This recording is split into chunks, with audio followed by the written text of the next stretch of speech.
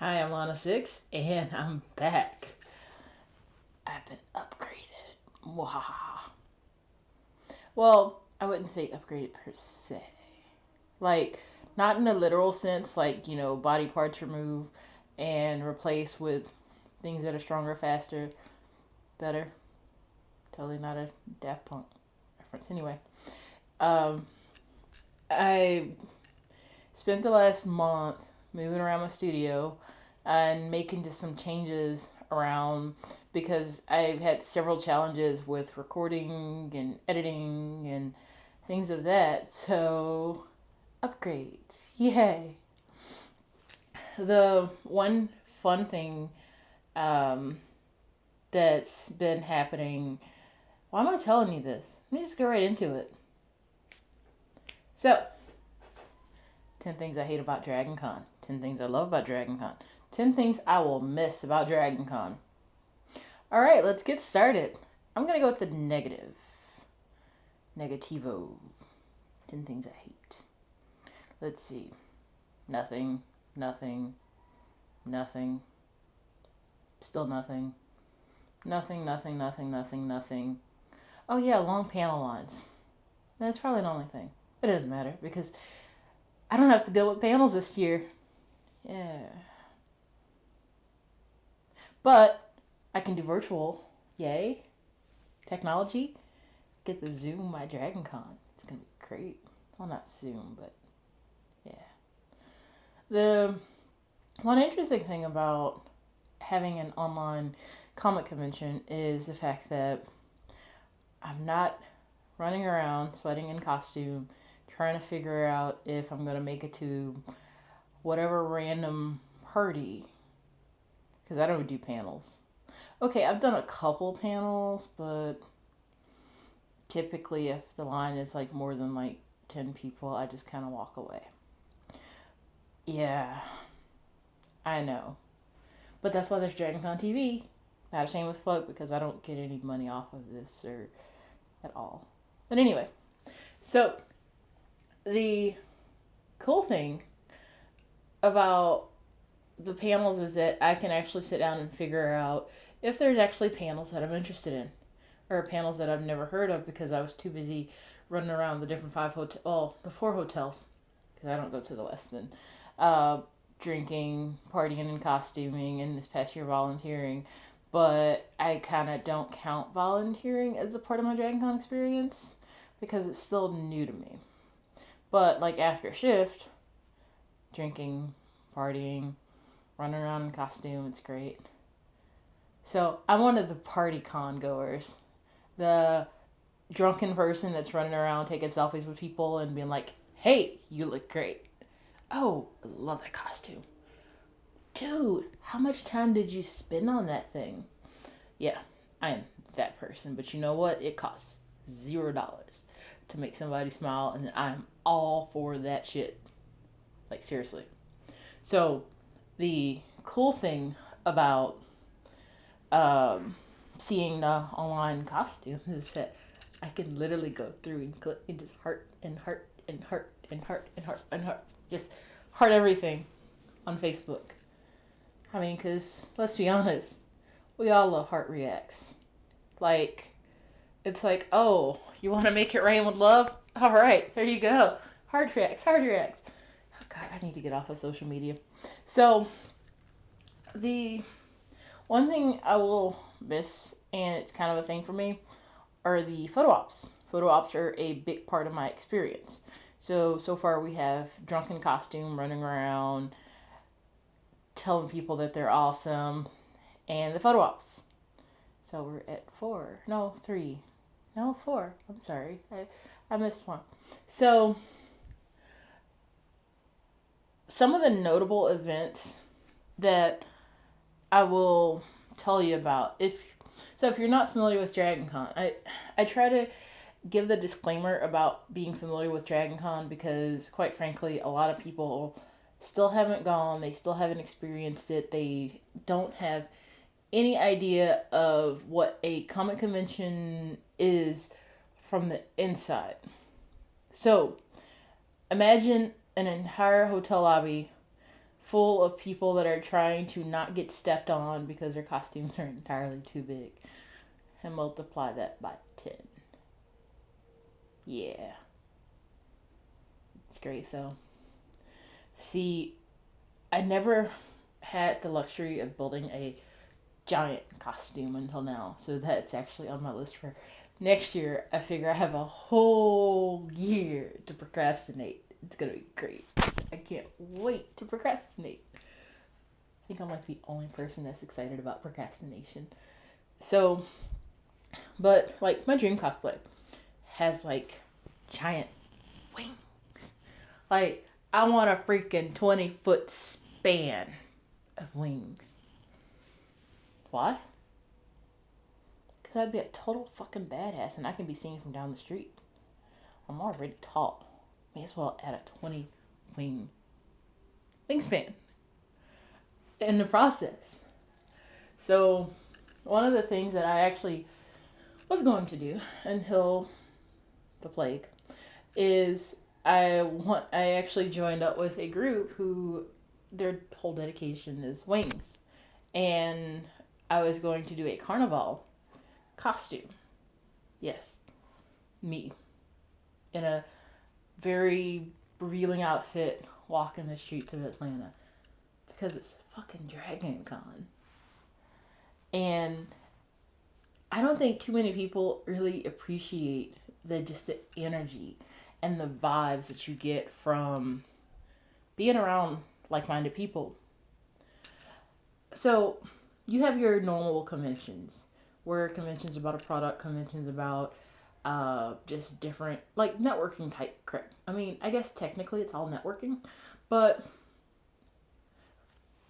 imagine going to a convention for work and every single person that you talk to is just so into half of the things that you're into, all the things that you love. I mean, if you love, God, what do normal people do?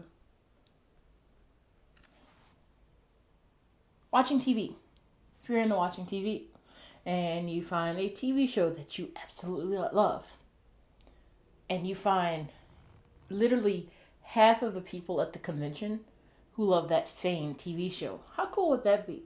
You get to talk about it, you get to talk about plot points, you get to talk about the future of the show. So imagine the feeling that you get from that and multiply it by like 2,000 or 3,000. I guess in a more realistic point would be maybe 500. Let's go multiply by 500. And let's go with that, give or take a few. So, the crazy thing is, it's like you're able to have like these really random deep discussions about whatever random show. And the best part is that if you come up with a crackpot theory, it doesn't matter. Because chances are somebody who is within that environment of Dragoncon has come up with that same theory, and you can talk for hours on end about that particular thing. By the way, I have not gotten to my list yet, so if you're counting, stop. So, it's just the people and the fact that I can exist in a place where sadness doesn't exist. Okay, maybe sadness over a fictional character's death, possibly, but the real world doesn't exist.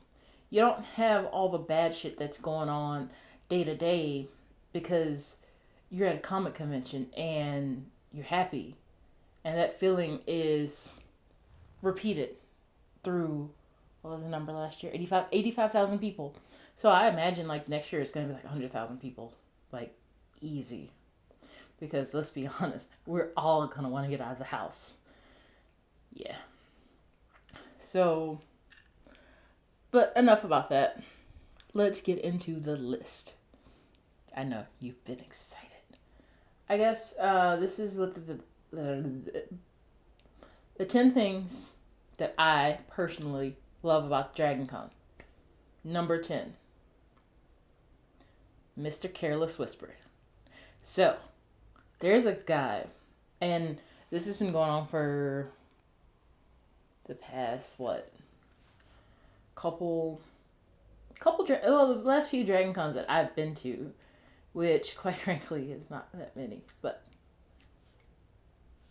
so There's a guy that walks around with a saxophone and he's playing Careless Whisper, and it is literally the best thing ever. Like, hands down. Yes, I get that that's number 10, and I'm saying that this is the best thing ever, but I mean, come on, how many times do you get a chance to see a guy walking around in costume playing Careless Whisper on the saxophone? Especially if you're a really big fan of the song and the covers, and I'm trying to think where else does Careless Whisper end up at? I'm sure it ends up somewhere else. It doesn't matter. Okay, so I may have a video of that guy.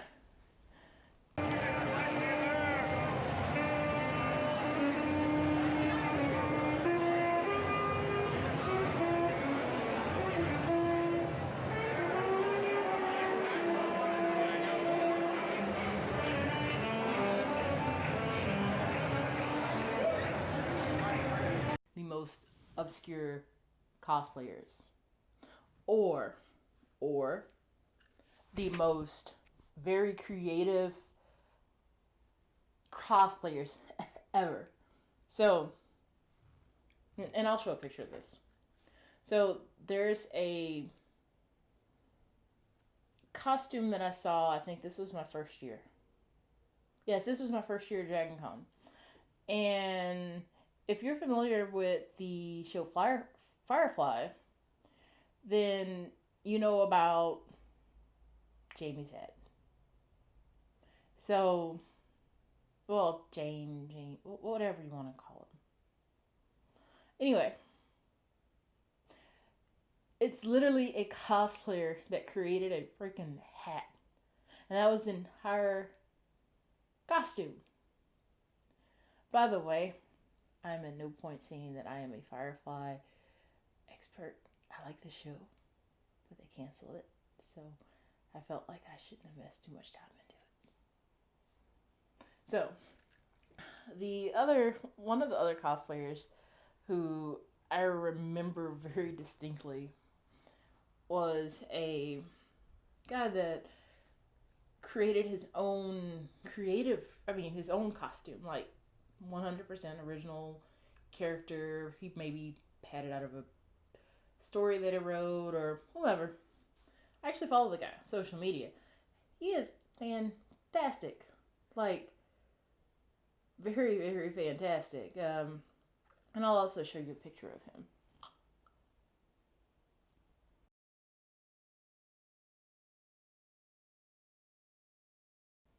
But can't you see that freaking fantastic? I really got to come up with some new words. You know, maybe I'll go like by the thesaurus. I know my words.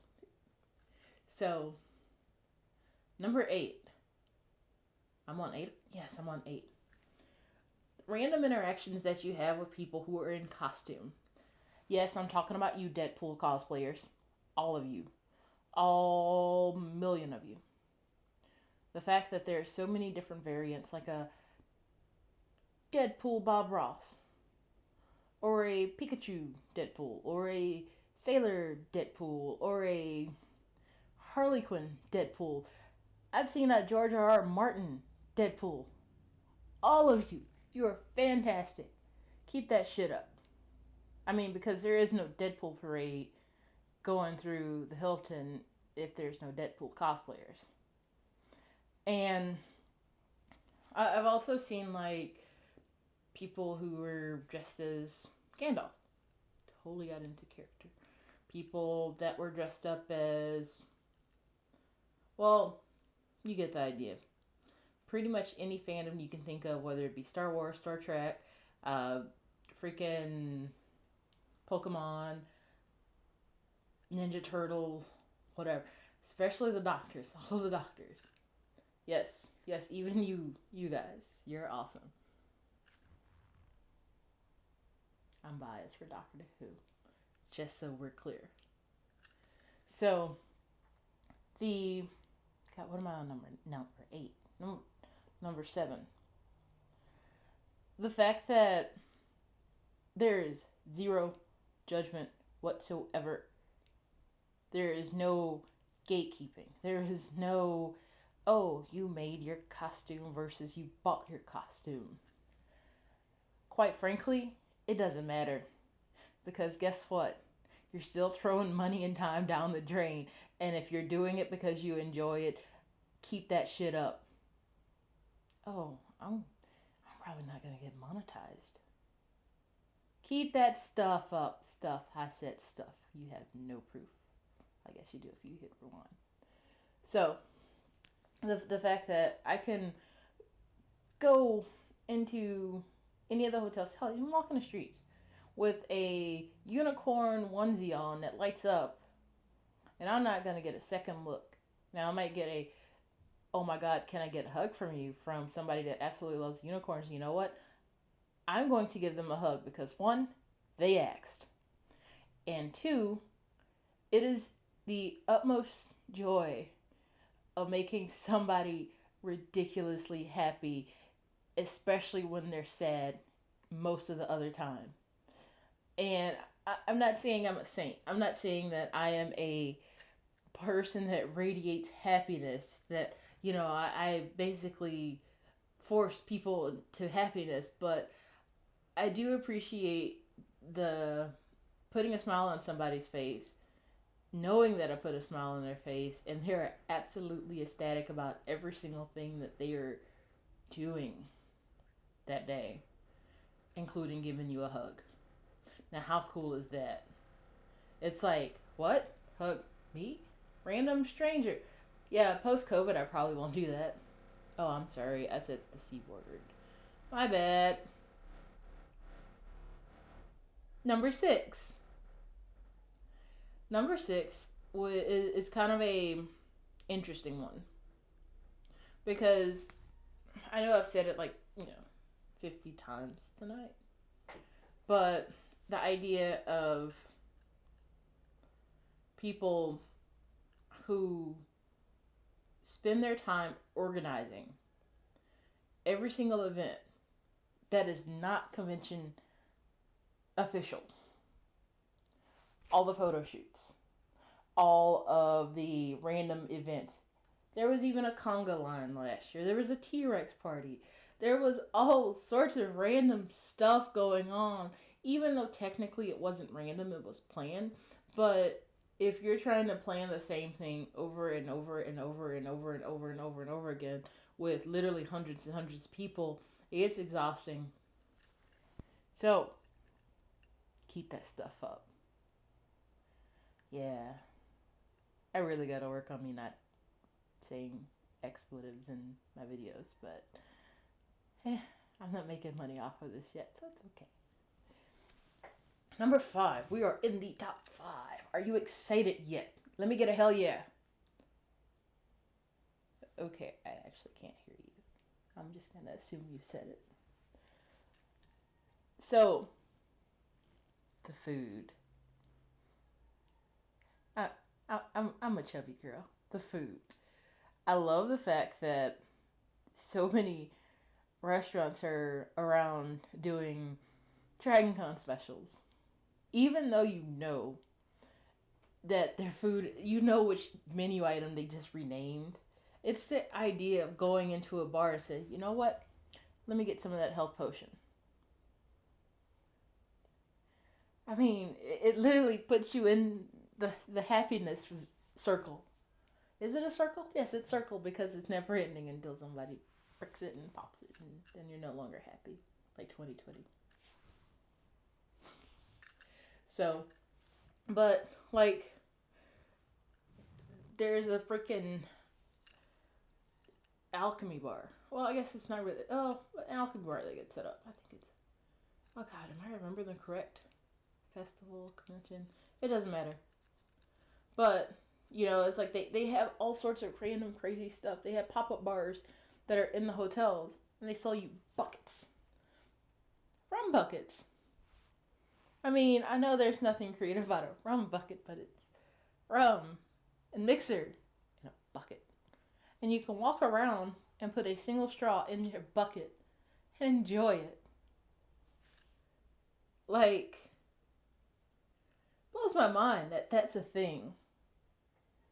Even though I'm very open to random stuff like that, It's wild to know that I can walk around with a freaking bucket of liquor in costume in a hotel with 80,000 plus like-minded individuals for the weekend and not think about the idea that I have to go to work, pay my bills, pay rent, you know, feed myself, cook, clean, clothe myself.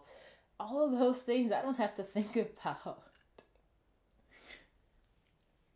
So, do I want to go into what I'll miss about Dragoncon? I guess this is sort of a dual list here. So, number 4. We got 4 left. I'm going to miss all of my friends that I have made over the times that I've gone to Dragoncon in the past. But I'm not talking about the friends that I do know. I'm talking about the friends that I don't know yet. So it never seems to fail that I always tend to make friends with people at conventions. I don't know how I do it. I don't know why I do it. It just happens.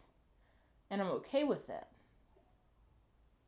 The weird thing is, it's like, I don't consider myself a people person at all. Matter of fact, I think I am like the anti-people person. And yet, I managed to get to know people all because of a random t-shirt that I'm wearing, or a costume, or I got excited because I could order a health potion and a mana bar drink from some random restaurant. So, no, it doesn't matter that I don't know these people and that the only time I see these people are at comic conventions, but you know what? It doesn't matter. Because you think about how every single person in your life has an impact, and these random strangers have a positive impact on your life. That's what I'll miss. Which brings me into number 3. Number 3. I'm gonna miss my actual friends that travel from Texas to Atlanta, and we all get to hang out. And the fact that I don't have to chase every single person. Okay, so I do have to chase every single person down, but I don't have to travel to see them. Okay, technically I do have to travel. I have to travel between hotels, but I don't have to go across the city just to see this person for this time or that person for that time. I can sit and have a drink with somebody that I haven't seen in however many years. And it's a great feeling. We all keep up with each other on social media, but there's nothing like sitting person to person and hanging out with people and just vibing off of the good times. And that's the best. Which, God, I'm number 2. 2 now. Or is 2 the magic number? I am going to miss the panic. The extreme panic of trying to catch the end of the Doctor Who ball because I forgot about it to the last minute because I was engaged in some conversation with some random person that I got a chance to know a little bit over a drink.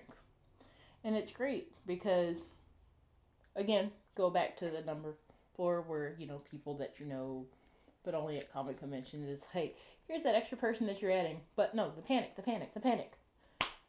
The idea that there was some random planned event that was going to happen in the hotel lobby of the Hilton or even in the Marriott. Not too much really happens at the Hyatt, so whatever. We're not talking about the Hyatt. But it's... Or is it... Oh, I'm terrible. Oh, no, I'm not terrible because nothing happens at the Sheraton either. So the Hilton and the Marriott are the only ones. The Sheraton, the Hyatt, and the Westin are the other ones, and I don't come to the Westin, so it doesn't matter. Not that I have a bias against the Westin, it's just so out of the way. A whole city block. Oh, a tragedy. Anyway. But just being able to, run through, navigate. Oh, there's a fire marshal almost crowd at Marriott. Let me just roll with the crowd until I can get to my exit. It's kind of like being in a roundabout. Yeah, it's exactly what it is, being in a roundabout of people and just rolling with the flow until you get to your exit and have to and can make a mad dash to the escalators or the sky bridge or whatever it is that you need. So it's great. And the number one thing that I'm going to miss and that I love about Dragoncon is the fact that I help you off work. I wasn't serious about that one. Actually, the number one thing that I'm going to miss the most is taking selfies with strangers just because it's Dragoncon. And I'm actually going to show you some selfies here as I'm going to roll my one word credit. Or not even one word credit. It's like maybe 5 words. But yeah, those selfies are the best thing ever. Matter of fact, I don't think I've ever taken as many selfies as I have in my entire existence until I got to Dragoncon. Like Dragoncon is just went from like 2 or 3 to like 500 a year. I'm not showing you 500 pictures. I promise I'm not. But this is a cull of all of the not all of the selfies, but some of the selfies over all of the years that I've done for Dragoncon. And on that note, I'm out of here. I missed y'all so much. I got some cool shit planned. Oh, stuff. I said stuff.